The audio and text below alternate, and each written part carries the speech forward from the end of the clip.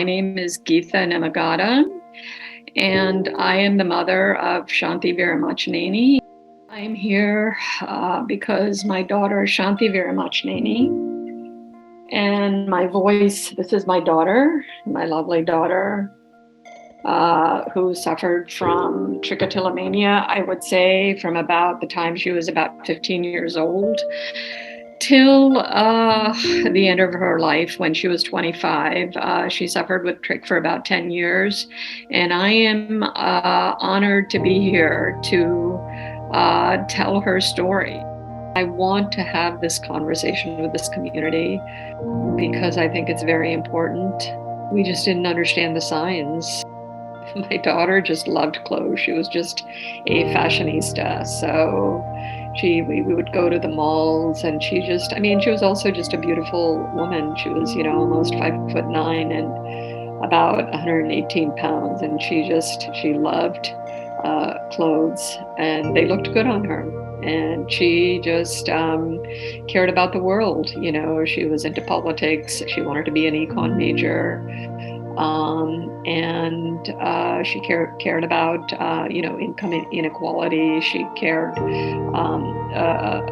just social justice, climate change, mental health, and voting. We would go and vote together. We did that in March of 2020.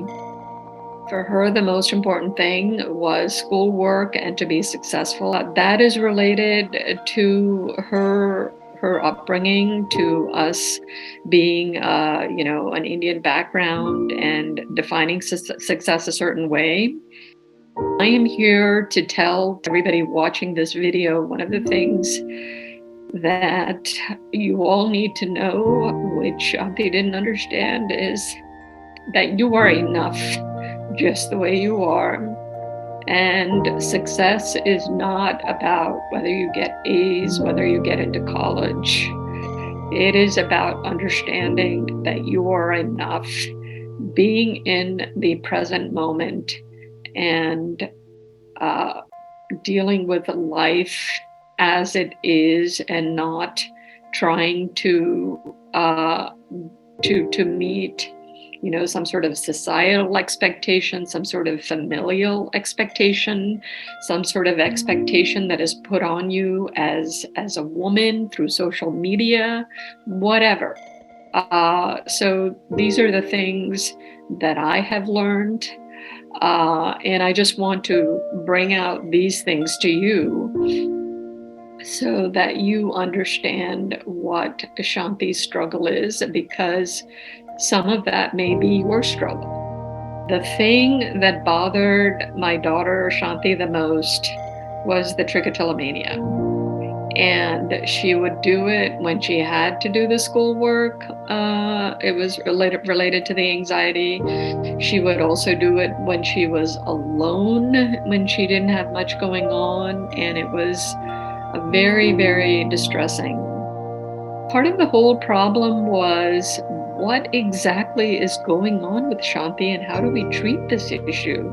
That was the thing. That was the complicated issue. It was not like somebody suffering with blood pressure or diabetes or getting a lab test. When you're dealing with mental health and it's a disease, it's an illness, and the brain is the most complicated organ in the body. And these are illnesses that are relatively new. We're not dealing with illnesses that are physical, that have been around for decades. So that was part of the struggle. And part of the struggle was also just dealing with, Shanti. She was a perfectionist. And I think to some extent, she couldn't accept what was going on with her. And she said that to me in the last few months of her life. She said, "Mom, I can't accept this, and I didn't sign up for this." I I started looking into these issues as she was going through them and trying to educate myself. And one of the things is, when you're a perfectionist, it is employing the wrong strategy, which is, you want to take all the stuff and then get A's in them, but it backfires because you're dealing with this OCD, you're dealing with the trichotillomania. Those were the two things that she was primarily battling, and then she would end up having, the depression come along with it because they're all interrelated. You have to find a way to surround yourself with support and get good treatment, because that was a struggle for us. And the reason why I mention this is because TLC, the TLC community, your friends, your family need to be enlisted to help you with this. We are here for whatever reason. Nobody understands the mysteries of life, but we are here and we need to understand our purpose. And we can't understand our purpose by existing alone. You need to find what you're interested in doing. And it could be mental health related. It could be, being an artist. It could be helping out with an election. Whatever it is that you're interested in, that is enough. The way you look, you are beautiful. That is enough. Don't try to meet somebody else's standard. And always have a ring of support around you, because you are going to need that. Each of you makes a difference to this world and can make a positive contribution to this world in the way that you are. She wanted to be a high-functioning individual, always. And every time she just wanted, and she would say, "Mom, I want to be able to sit, in the library and work for 4 to 5 hours." Well, she would sit there, but she would not be able to do her work because of the OCD and trick. OCD is all related to fears, and her fear was reading, was going to classes, speaking up in classes, and schoolwork. School was the thing that Shanti feared because it was the thing that she cared about the most, and it was the thing that she avoided because it was the thing that was creating the anxiety. She needed exposure response prevention for the OCD. She needed the family involved, and she needed the residential treatment. I think she was feeling like it was a hopeless situation, and she was still, I think, could not see anything besides the fact of that she was not successful, that she hadn't graduated, and she didn't think the treatment was going to work. You need to get the right treatment in the right time. And for her, the right treatment came too late. Shanti literally waited from the beginning of April till the end of August.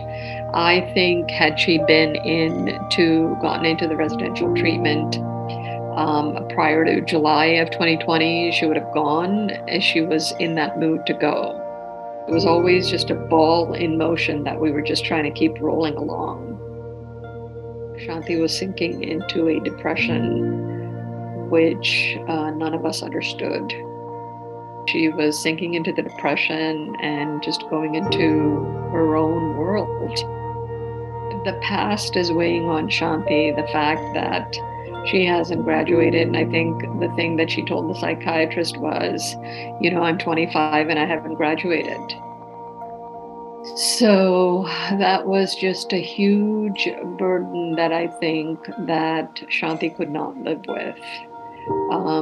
That she felt that she was not enough, that she felt that she was not successful, that she felt that she hadn't graduated. And I think that's the wrong perspective. But I also think that all of that thought process and what it did to her was part of the illness. Number one, Isolation is not good when you have mental illness, when you have OCD, and when you have trick. You have to surround yourself with people and a community like TLC that can support you. So I would urge her to go in on some of the Zoom sessions with TLC, which she did a couple of times in the summer of 2020.